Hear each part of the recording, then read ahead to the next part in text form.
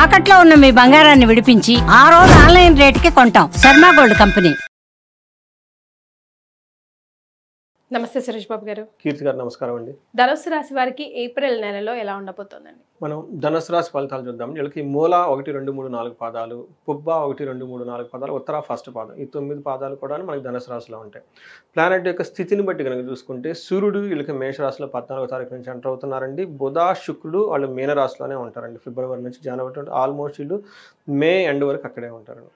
తర్వాత కుజుడు వచ్చేటప్పటికి కర్కాటక రాశిలో జూన్ 7th వరకు ఉంటారు. 2 నెలలు అక్కడే ఉంటారండి. కుజ స్తంభన అలాగా జరిగి ఈ యొక్క ప్లానెటరీ మూవ్మెంట్స్ని కాంబినేషన్ బట్టి మనం ధనుసు రాశి వాళ్ళకి ఎలా ఉందో చూస్తే, ధనుసు రాశి వాళ్ళకి ఒక ఇంట్రెస్టింగ్ అయిన ఈ మంత్ అంటే చాలా బాగుందండి. ఓవరాల్గా చూసుకుంటే ఈ మంత్ అంటే చాలా బాగుంటుంది.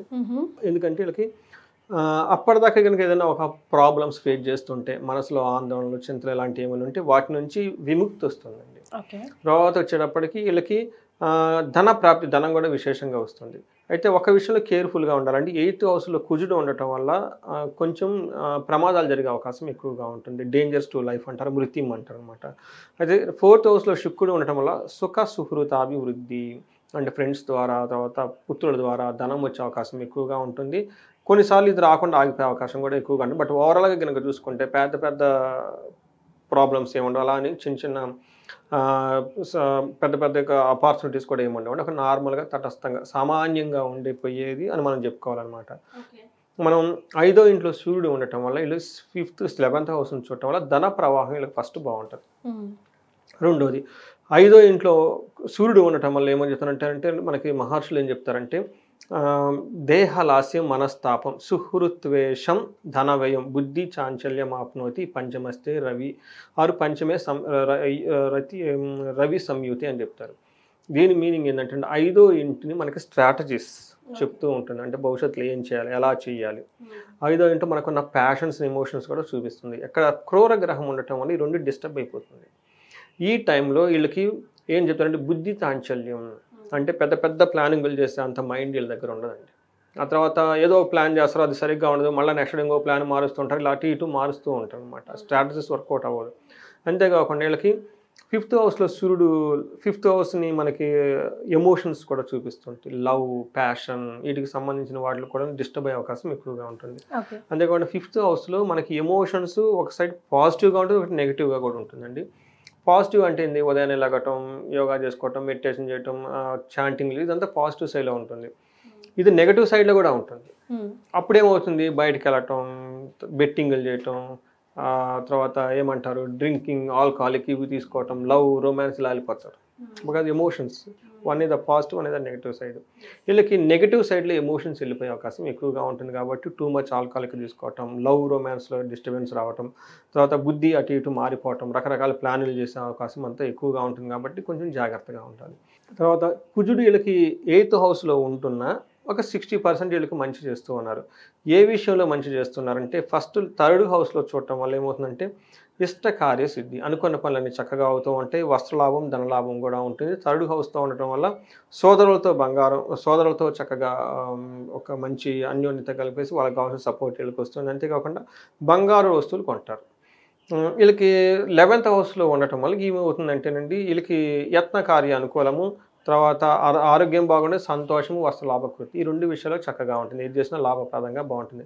అయితే ఛాలెంజ్ ఎక్కడ ఉంటుందంటే 8th హౌస్లో ఉండటం వల్ల మనకేం చెప్తారంటే ప్రవాస కార్యస్థాని కసారోగ పీడనం అని చెప్తారనమాట. అంటే విపరీతంగా దగ్గు వస్తుందంటే వీళ్ళకి ఈ టైంలో. అంతేకాకుండా ప్రవాసం అంటే ఫారిన్ వెళ్ళాలనుకున్నా, వేరే చోటుకి వెళ్ళాలని బాగా కలిసి వస్తుంది. కార్యహాని సాతి, ఏదైనా కనుక పని చేస్తే ఆ కార్యంలో సరిగ్గా జరగకుండా ఇబ్బందులు వచ్చే అవకాశం ఎక్కువగా ఉంటుంది. ఇది కుజుడు వల్ల వీళ్ళకి సరిగ్గా ఈ ప్రాబ్లం అనమాట. అయితే మనం ఇప్పటిదాకా సూర్యుడు చెప్పుకున్నాం, మిక్స్డ్ రిజల్ట్ ఇచ్చారు. కుజుడు కూడా చూసుకున్నాం, మిక్స్డ్ రిజల్ట్ ఇచ్చారు. శుక్రుడు వీళ్ళకి 4వ ఇంట్లో ఉండటం వల్ల 100% బెనిఫిట్ చేస్తూ ఉన్నారు.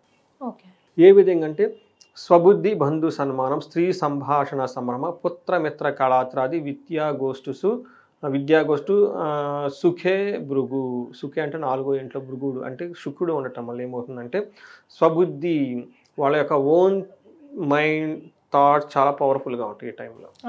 తర్వాత బంధు సన్మానం, బంధువుల నుంచి బాగుంటుంది. అంతేకాకుండా సుఖం కంఫర్టబుల్గా ఉంటారు. అంతేకాకుండా వీళ్ళకి ఏం చెప్తారు, స్త్రీ సంభాషణ సంభ్రమం. ఎవరైతే జెంట్స్ ఉంటారో వాళ్ళకి స్త్రీలతో చక్కగా మాట్లాడతారు. అది సమ్ టైమ్స్ మన ఇంట్లో వాళ్ళు ఉండొచ్చు, కొంతమంది బయట వాళ్ళు ఉండొచ్చు, ఎక్కడైనా కానీ అలా. మరి లేడీస్ అయితే జెంట్స్తో ఇద్దరు సపోర్టివ్గా ఉంటారనమాట. అంతేకాకుండా ఈ టైంలో పుత్రుల ద్వారా, మిత్రుల ద్వారా, మన హస్బెండ్ ఆర్ స్పౌస్ ద్వారా మంచి మంచి ఆధ్యాత్మికమైన విషయాలు మాట్లాడటం, తర్వాత ఫ్యూచర్లో ఎలా వెళ్ళిపోవాలి వీటి గురించి తెలుసుకోవటం, ఇవన్నీ చేస్తూ ఉంటారు. కాబట్టి శుక్రుడు బాగా యోగ్యతను ఇస్తారు.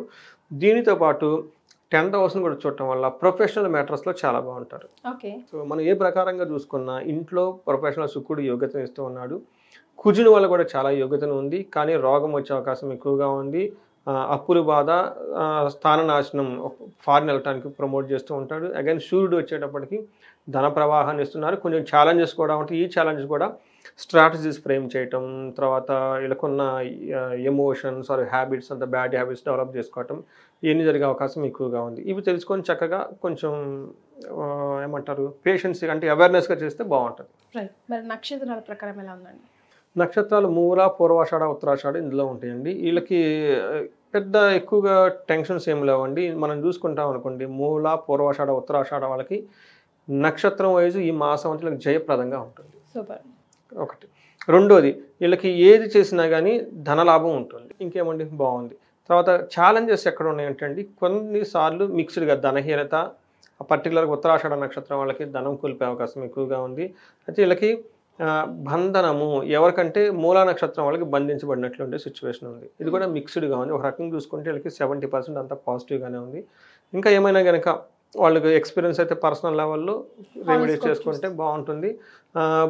మూల, పూర్వాషాఢ నక్షత్రం వాళ్ళు రాంగ్ డెసిషన్ తీసుకునే అవకాశం ఎక్కువగా ఉంది. ఇంపార్టెంట్ పనులు ఏదైనా చేసుకునేటప్పుడు డెసిషన్స్ ప్రాపర్గా చేసుకోవాలి. వీళ్ళకి బుద్ధి నాశనం చూపిస్తుంది, అంటే వాళ్ళ ఓన్ బ్రెయిన్ వర్క్ చేయదు.